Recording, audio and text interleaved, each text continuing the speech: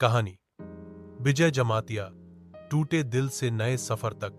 विश्वा विजय जमातिया त्रिपुरा के एक छोटे से गांव का 22 साल का लड़का, जिसने जिंदगी को सादगी और सच्चाई से जिया। कॉलेज में दाखिला लिया था, लेकिन पारिवारिक जिम्मेदारियां और पैसों की तंगी ने उसे बीच में ही पढ़ाई छोड़ने पर मजबूर कर दिया। वहीं कॉलेज में उसे एक लड़की से प्यार हुआ। पहली बार किसी ने उसे समझा, अपनाया। वो रिश्ता उसके लिए सब कुछ था, लेकिन जब उसके पास न डिग्री थी न स्थिर भविष्य, तो प्यार भी साथ छोड़ गया। लड़की ने किसी और से शादी कर ली। विजय का दिल बुरी तरह टूट गया। कुछ वक्त तक तो वह खुद से भी हार गया, लेकिन फिर एक दिन फैसला लिया खुद को साबित करने का। अब विजय बेंगलोर में है। दिन में एक ढाबे पर काम करता है, रात में ऑनलाइन कोडिंग सीखता है। बड़ी सादगी से जीता है, लेकिन उसके भीतर एक आग है, कुछ कर दिखाने की, खुद को बदलने की।